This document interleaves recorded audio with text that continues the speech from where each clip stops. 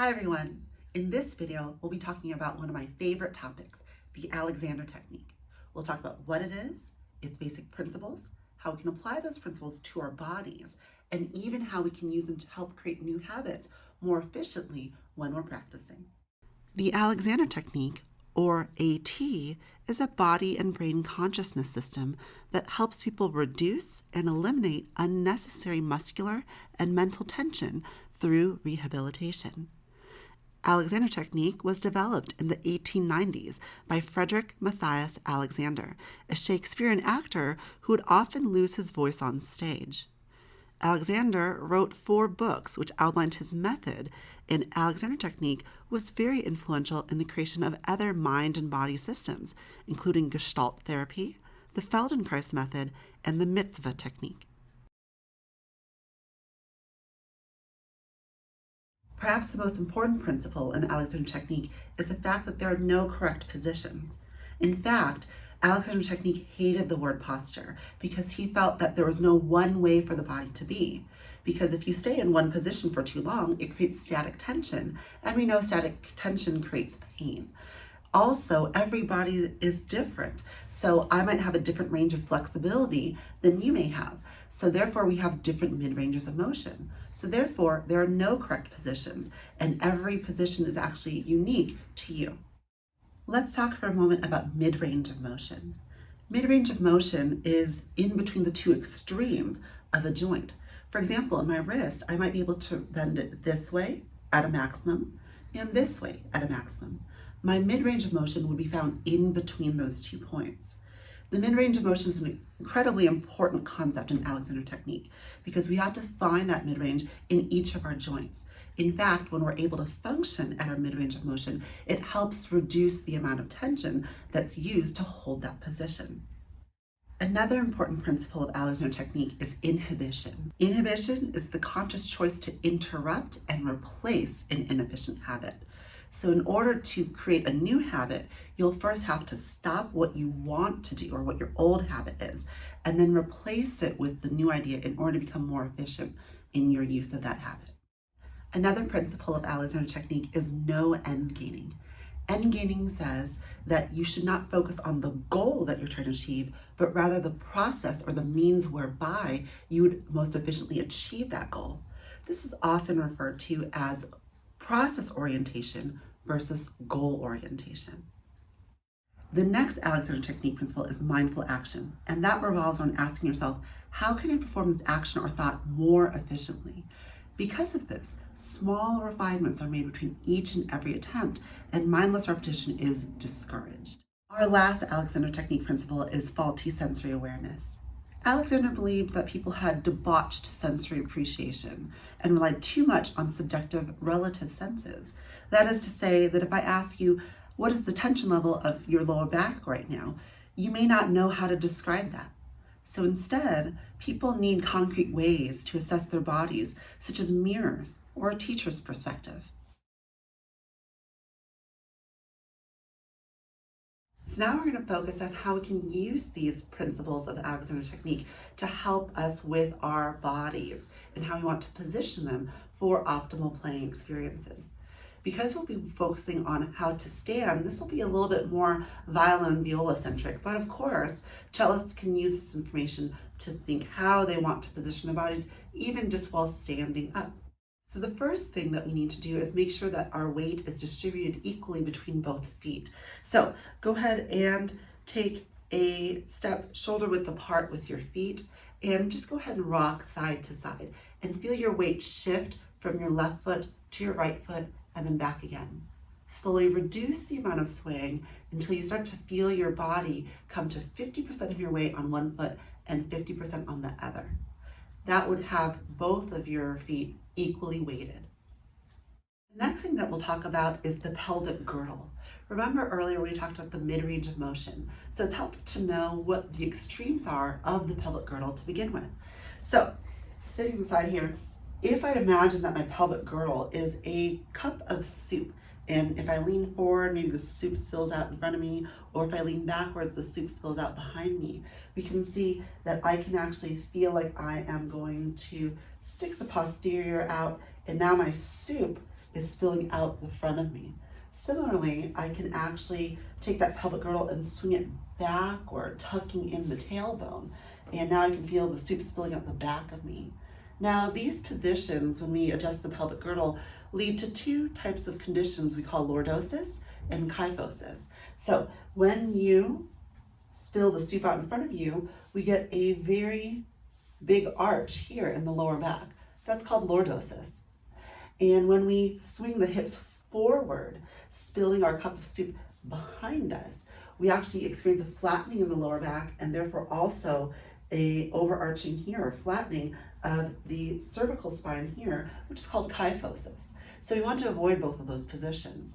So what I'd like you to do is hands on hips, go ahead and roll forward, roll back, finding the extremes of that position. Start to roll a little bit less, just like we did when we were finding the equal weight in our feet. And we want to find a position where we don't feel the soup spilling out in front of us, nor in back of us. And then we'll have a really nice balanced pelvic girdle. The next step that we'll consider is the lower rib cage. When we think of good posture, often we think of sucking in our tummies, straight back, head held high. And this actually can limit our diaphragmatic breathing. So this is something where we're actually going to release the abdominals and the lower back muscles a little bit. So because we had a pelvic girdle that is nice and balanced now, it's not too far flung forward or flung backward, we're going to allow our weight to situate over our bodies in a much more natural way, which allows for the lower back to release as well as the abdominals to release. So taking a big breath, try to allow the diaphragm as you inhale to lower and allow the belly to fill up with air. And of course on exhalations, we allow the diaphragm to relax here and come back. So inhale, lowering the diaphragm, the belly will fill up with air, and exhale, releasing that air. So what you're going to notice is that there's a lot more activity here in the stomach area and a lot less activity here in the upper respiratory area. That is what we mean by lowering the rib cage on top of the pelvic girdle. So the next part of the body we'll be talking about is the shoulder cape. So let's talk about what not to do with the shoulder cape first. What we don't want to do is, of course, hunch our shoulders, tensing the trapezius muscles.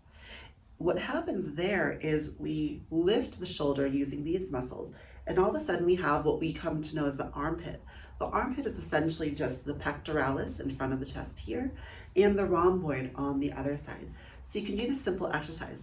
Take your thumb and stick it into the armpit. And if you can feel behind here, well, that's your rhomboid. That's the muscle that goes from the shoulder joint all the way through underneath your shoulder blade. And if we stick the fingers into the armpit and you feel on top, well, that's the pectoralis. What we're looking for when we relax the shoulder cape on top of the rib cage is the elimination of the armpit.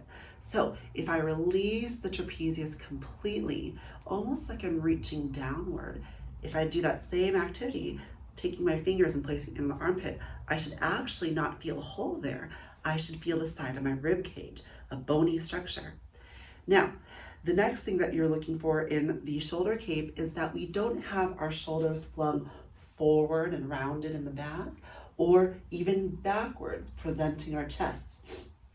You want to think about the shoulders going straight out, down, and to the sides. So I like to imagine is that I have giant wings and they extend all the way to the left and right of my body. If you think of a bird's eye view from the top of your head, you can think of the shoulder cape kind of like a diamond, where the collarbone extends to the tips of your shoulders and comes straight out like so. Again, we don't want the shoulders to come in. We also don't want the shoulders to come out, but rather down, out, and to the sides. And you'll know this if you reach across the body into the armpit and feel your rib cage. All right, now that we've established the bony structures, the weight, balance between our feet, the mid-range of the pelvic girdle, the release of the lower abdomen and rib cage, and the shoulders down out into the sides, we now are allowed to feel the spine extending up through that structure. I like to think of those first 4 steps as like a brick house. And now we think of a line that extends out of it. So what we're looking for here is we want the head and neck to be balanced on top of that spine. So I imagine that I have a string that is attached to the top of my head and someone is pulling it up towards the ceiling. Now, what part of the head is actually very important? So I'm not really looking for, let's say, my forehead or even the back of my head here, but rather the apex right here on the crown. So feeling like someone's pulling the string right here and lengthening the spine. Now, the lengthening of the spine may not feel quite comfortable just yet. There is an additional step, and here it is. What we have to do is take our head and rotate it a quarter circle forward into the throat. So if you can imagine a circle that exists here, I can move my chin a quarter circle down into the throat. I can also look up and go to quarter circle back as well. So the way that the head rests on the spine is not like a lollipop where we want the head to be balanced in the middle of the spine, but rather right here on the edge of the spine. So if I'm looking up like here, you might feel a lot of tension here in the neck. In fact, you probably notice my voice change too. That's what Alexander noticed when he was a Shakespearean actor, that he would lose his voice from having to raise his head like this. But if we actually rotate our heads a quarter circle down towards the center of our throat, we actually get a much more balanced position. Now you can tell you're doing this successfully if you feel the tension at the base of your skull release and soften and become vulnerable. So I have that lengthened spine that's coming out of the foundation of my body from the first 4 steps, feeling like I'm lengthening towards the ceiling. And the last step is the chin rotates a quarter circle down into the throat. And if I feel back here at the base of my neck, I feel it soft and vulnerable. And that's the final step to a really great balanced position for your spine and body.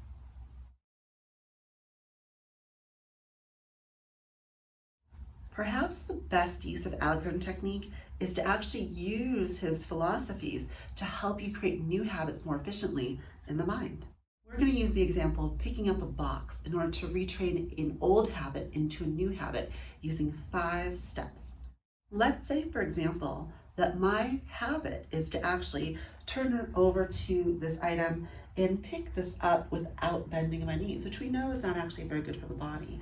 So say I do this,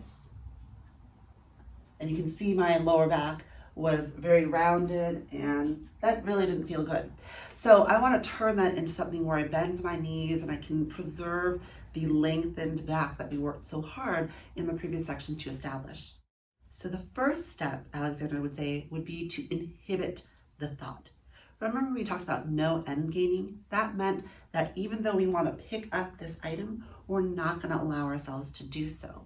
We're going to instead inhibit, to stop or prevent the action from happening, and then to allow for a different possibility to take its place.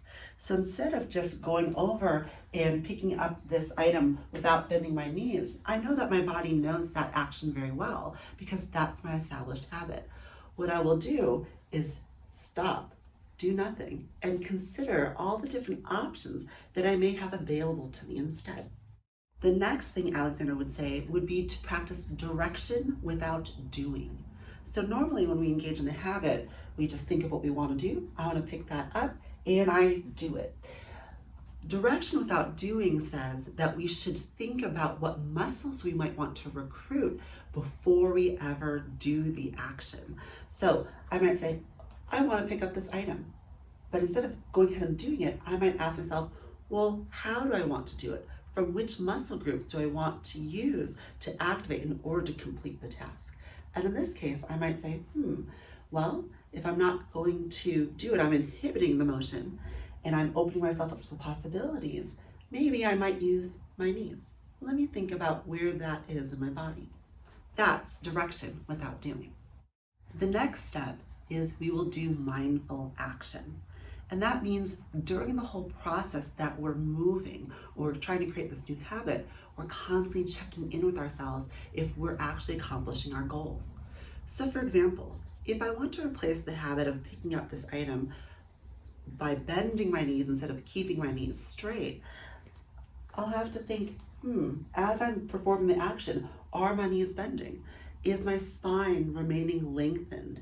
So as I start to practice the action, I practice mindful action. Say, okay, are my knees bending the entire time? How does my back feel? And at any point, let's say right now I'm starting to round my back, I say, oh, one moment, let me go back to the original pose and let me be a little bit more mindful. At what point along this action did I start to leave my goals behind? So as I start to bend my knees, say, okay, I felt a little bit of bending in my neck there. Let's see if I can try that again.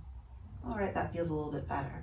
And I might be very, very mindful performing the action quite slowly in order to repair my habit.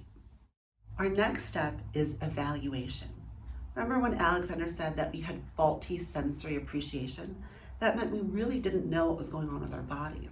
So for example, if I'm not really sure what's happening as I'm picking up this item, I might do this action and say, oh yeah, I definitely had a straight back.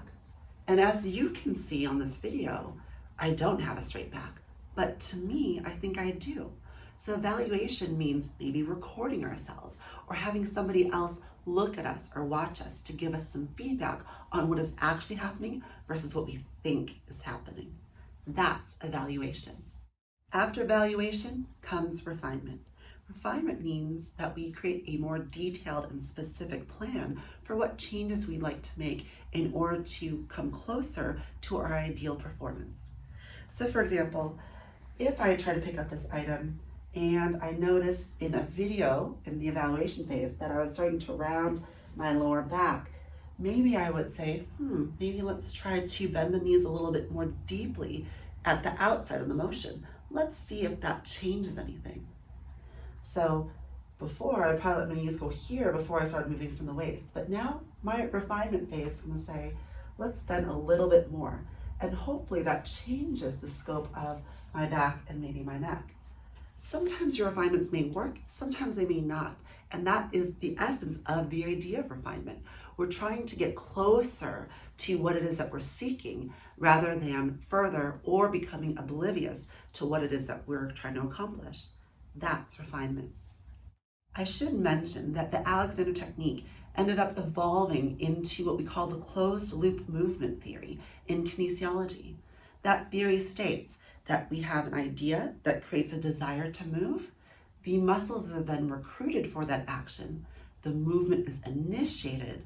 We then evaluate that motion, and then, if needed, we refine it, which then creates a new desire to move. So if I'm going to pick up this item, I'd say, I would like to pick up that item. That is the idea that creates a desire to move. I will now say, what muscles will I need to complete this task? Will I use my thumb? Will I use my ear, my jaw, my knees? Once I've recruited the appropriate muscles, I will then allow the movement to be initiated. So the movement happens, and as I'm doing it, I'm evaluating. Maybe I have a video, which will then allow me to know what is happening and how I did so, and that leads me to the refinement phase. What would I like to change in order to make that movement more efficient? And those refinements then lead me back to a new desire to move. That's closed loop movement theory in kinesiology.